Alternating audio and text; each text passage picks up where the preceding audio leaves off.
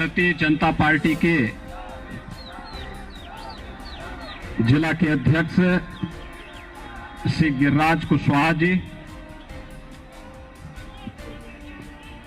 जिला पंचायत की लोकप्रिय अध्यक्ष डॉक्टर मंजू भदौरिया जी, लोकप्रिय सांसद श्री राजकुमार चाहर जी, पूर्व विधायक डॉक्टर राजेंद्र सिंह जी, पूर्व मंत्री श्री राम सकल गुर्जर जी, प्रभारी आगरा सुश्री पूनम बजाज जी, विधानसभा फतेहाबाद के प्रभारी श्री उदय प्रताप सिंह जी,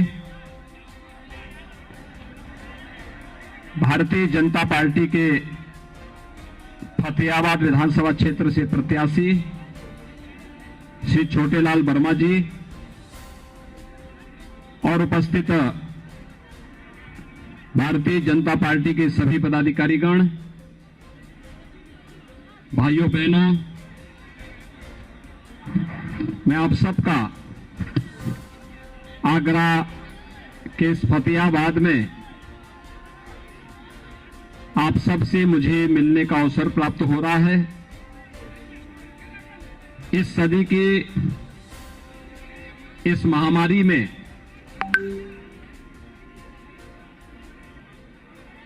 जब पूरी दुनिया कोरोना महामारी से त्रस्त है, तब प्रधानमंत्री मोदी जी के नेतृत्व में कोरोना महामारी की प्रथम, द्वितीय और तृतीय लहर को पूरी तरह नियंत्रित करने का जो अभियान भारत के अंदर चल रहा है, पूरी दुनिया ने उसे सराहा है। और भाइयों बहनों, ये 3 चरणों के भले ही कोरोना महामारी से बचाव के बेहतर उपाय किए गए हों, लेकिन ये बीमारी तो है और इसमें सतर्कता और सावधानी के लिए भारत निर्वाचन आयोग ने जो गाइडलाइन तय की है, उसका पालन करते हुए कम संख्या में जनता जनार्दन को तकनीक के माध्यम से अपनी बात को पहुंचाना। और मुझे प्रसन्नता है, जो उत्साह इस शमशाबाद में फतेहाबाद विधानसभा क्षेत्र से जुड़े हुए आप सभी जागरूक मतदाताओं ने आज व्यक्त किया है। मैं इसके लिए आप सबका हृदय से धन्यवाद देता हूं, अभिनंदन करता हूं। और भाइयों बहनों, आप सबका आह्वान करता हूं कि हमें कोरोना महामारी से भी लड़ना है और कोरोना महामारी की ही एक तरह माफियावाद, अपराध और अराजकता को बढ़ाने वाले तत्वों को भी इस चुनाव में फिर से एक बार करारी शिक्कत देकर के राष्ट्रवाद की ध्वजा पताका को फिर से लहराने के लिए तैयार होना होगा। और इस दिशा से आज मैं विशेष रूप से आपके बीच में यहां पर उपस्थित हुआ हूं। भाइयों बहनों, आपने देखा होगा कोरोना कालखंड में समाजवादी पार्टी रही हो या बहुजन समाजवादी पार्टी या कांग्रेस, इनके नेताओं का कहीं अता पता नहीं था। डबल इंजन की भारतीय जनता पार्टी की सरकार ही आपकी सेवा के लिए लगी थी।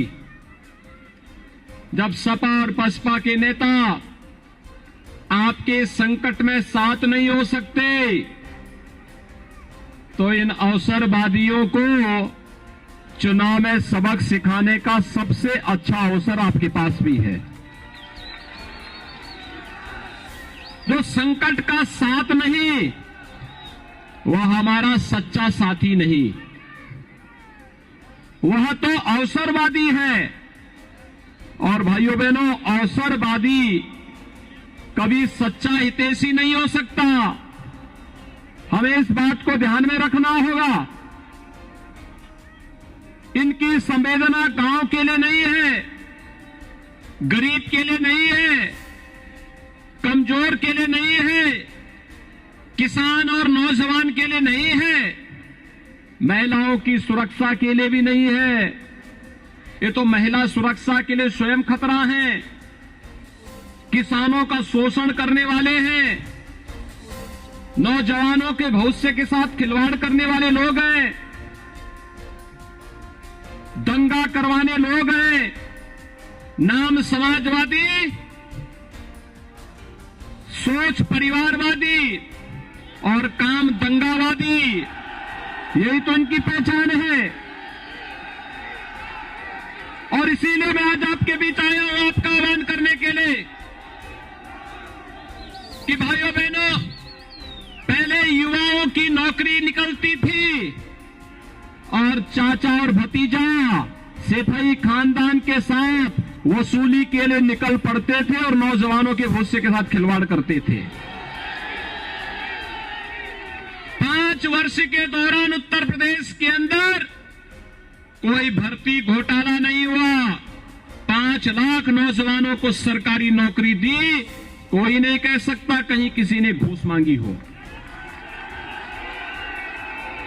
आखिर वो 5 लाख नौजवान आप ही के गांव का, आप ही के घर का, आप ही के अगल बगल का, आपके का नातेदार रिश्तेदार का ही पुत्र रहा होगा, आप ही का साथी युवा रहा होगा। इस सपा की सरकार के समय क्यों नहीं हो पाता था? कोरोना कालखंड में आपने देखा होगा, फ्री में टेस्ट, फ्री में उपचार, फ्री में वैक्सीन। कितने लोगों ने वैक्सीन लगाई है यहां पे? अभिनंदन, आपने वैक्सीन लिया है, कोरोना की लड़ाई जीत ली है। उत्तर प्रदेश में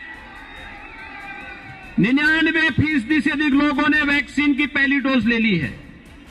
और मुझे लगता है जो लोग वैक्सीन के खिलाफ दुष्प्रचार कर रहे थे, इन 99% लोगों ने तय कर लिया है उन लोगों का इस चुनाव में भी पत्ता साफ करना है। भाइयों बहनों, फ्री में वैक्सीन, सबको वैक्सीन के साथ ही कोरोना कालखंड में डबल इंजन की भारतीय जनता पार्टी की सरकार है, तो डबल डोज राशन की भी उपलब्ध करवाने का कार्य भारतीय जनता पार्टी की सरकार करा रही है। थोड़ा मुझे बताइए, ये राशन चाचा भतीजे की जब सरकार थी तो ये राशन माफियाओं के पास चला जाता था, और बहन जी के हाथी का पेड़ तो इतना बड़ा है कि उसमें तो प्रदेश के सभी गरीबों का राशन ही उसके पेट में ही समा जाता है। गरीब को कहां से मिलेगा? जो गरीब का अन्न खा ले, हड़प ले, उन लोगों की संवेदना गरीब के प्रति कैसे होगी? वो तो इनकी सूची, चुनाव में प्रत्याशियों की सूची देख करके हम कह सकते हैं, पेशेवर और माफिया और अपराधियों को लोग टिकट देकर के, दंगाइयों को टिकट देकर के प्रदेश में एक बार फिर अराजकता और दंगों की आग में प्रदेश को झोंकना चाहते हैं। लेकिन भाइयों बहनों, मैं आपको आश्वस्त करने के लिए आया हूं, जो उत्साह फतेहाबाद में देखने को मिल रहा है, यही उत्साह शामली में, मुजफ्फरनगर में, सहारनपुर में, मेरठ में, बिजनौर में, मुरादाबाद में, अलीगढ़ में, बुलंदशहर में, हर विधानसभा क्षेत्र में यही उत्साह है, एक ही संकल्प है। लोग एक ही बात कहते हैं कि फिर एक बार, फिर एक बार, फिर एक बार भाजपा सरकार लाने के संकल्प के साथ जनता ने कमर कस ली है। और भाइयों बहनों, मैं तो आपको एक बात फिर कह सकता हूं, भाजपा सरकार का मतलब अपराधी के लिए फिर से गले में तख्ती टांग करके थाने के सामने केवल और केवल इस बात के लिए माफी मांगने के लिए से मजबूर करना कि किसी गरीब को, किसी कमजोर को, किसी शरीफ व्यक्ति को, किसी व्यापारी को फिर से परेशान नहीं करेंगे। जान बकस तो वे फिर से अपराधी उसी तर्ज पर आएंगे, गले में तख्ती लटका करके फिर से गुहार करेंगे कि ठेले लगा करके सब्जी बेच दूंगा, लेकिन किसी गरीब को छेड़ूंगा नहीं, किसी शरीफ व्यक्ति को छेड़ूंगा नहीं। और माफिया तो जो चुनाव की पहली चुनाव की घोषणा के बाद अपने बिलों से निकल करके वे तैयारी कर रहे थे कि फिर से अपने लिए कोई रास्ता निकालेंगे, जनता के अपार उत्साह को देख करके उनको फिर लगता होगा कि 1.5-2 महीने भले जैसे तैसे गुजरे 10 मार्च के बाद फिर क्या होगा उनका, क्योंकि 10 मार्च के बाद फिर डबल इंजन की सरकार का बुलडोजर जब चलेगा किसी माफिया के हराम की कमाई पर। और ये इत्र वाले मित्र तो आप ही के कहीं नजदीक के भी हैं। इत्र वाले मित्र तो गरीबों का ही सब हड़प जाते थे, गरीबों का मकान, गरीबों का अनाज, गरीबों के लिए शौचालय, गरीबों के उपचार का पैसा, ये सब हड़प जाते थे। और इसीलिए तो समाजवादी पार्टी को ज्यादा पीड़ा हुई जब इत्र वाले मित्र पर जेसीबी चली और वहां से नोट की ढेर निकलने लग गई। और इसलिए भाइयों बहनों, गांव के लिए, गरीब के लिए, किसान के लिए, नौजवान के लिए, महिलाओं के लिए ईमानदारी के साथ कोई कार्य कर रहा है तो वह है भारतीय जनता पार्टी की सरकार। हमने किया है और हम करेंगे। भाइयों बहनों, समाजवादी पार्टी की सरकार का एक ही विकास आपको दिखाई देता होगा और वह विकास उनका है। समाजवादी पार्टी की सरकार का विकास अगर आपको देखना है तो वह सड़क पे नहीं दिखाई देगा, वह केवल और केवल कब्रिस्तान की बाउंड्री वॉल के रूप में दिखाई देगा, बाकी और विकास उनका नहीं है। कब्रिस्तान की बाउंड्री वॉल के अलावा समाजवादी पार्टी का कोई विकास नहीं। और भाइयों बहनों, ये डबल इंजन की भाजपा की जो सरकार थी ना, या जो सरकार है ना, इसी सरकार ने उसी पैसे को तीर्थ और धामों के विकास में लगाया। आज हम बटेश्वर में भी विकास करा रहे हैं। आज हम लोग ब्रज तीर्थ विकास परिषद का गठन करके विकास की प्रक्रिया को तेजी से आगे बढ़ाने का कार्य कर रहे हैं। और यह भी राष्ट्र नायकों को सम्मान देने में दम होना चाहिए। जब सोच ईमानदार तो काम भी। तो दमदार कार्य कैसे होता है? पिछली सरकारें औरंगजेब जैसे दुर्दांत आक्रांताओं के नाम पर अपनी संस्थाओं का नाम रखती थी। हमारी सरकार आई, उन्होंने कहा कि आगरा म्यूजियम का नामकरण औरंगजेब के नाम पर नहीं, आगरा म्यूजियम का नाम छत्रपति शिवाजी महाराज के नाम पर होना चाहिए। आज आगरा जनपद विकास की एक नई प्रक्रिया के साथ जुड़ रहा है और उस प्रक्रिया के साथ जुड़ने के लिए ही मैं कह रहा हूं, 1 करोड़ यूथ को टैबलेट और स्मार्टफोन देने की कार्रवाई चल रही है। 1 करोड़ युवाओं के हाथों में टैबलेट होगा। स्मार्ट युवा, अब स्मार्ट सिटी ही नहीं, यूपी का युवा भी स्मार्ट होगा और उस स्मार्ट युवा के लिए ये स्मार्टफोन और टैबलेट उपलब्ध कराए जा रहे हैं। हर नौजवान के लिए रोजगार की पुख्ता व्यवस्था की जा रही है। और इसके लिए भाइयों बहनों, आज मैं आपके पास आया हूं। छोटेलाल वर्मा को भारतीय जनता पार्टी ने अपना प्रत्याशी बना करके इस चुनावी समर में आपके सामने उतारा है। सुरक्षा, सुव्यवस्था, सुशासन कैसे होना चाहिए?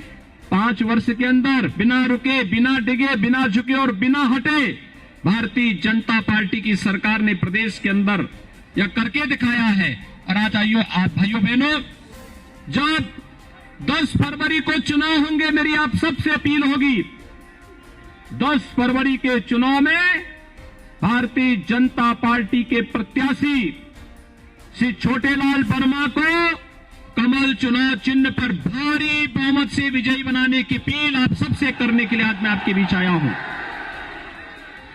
भाजपा के समर्थन में आप सभी लोग हैं, सभी लोग जहां तक मेरी आवाज जारी है, दोनों हाथ उठा करके मुझे बताओ, सभी लोग भाजपा के समर्थन में हैं, एक एक वोट भाजपा को देंगे? तो भाइयों बहनों मेरे साथ जोर से बोलेंगे, भारत माता की, भारत माता की, भारत माता की।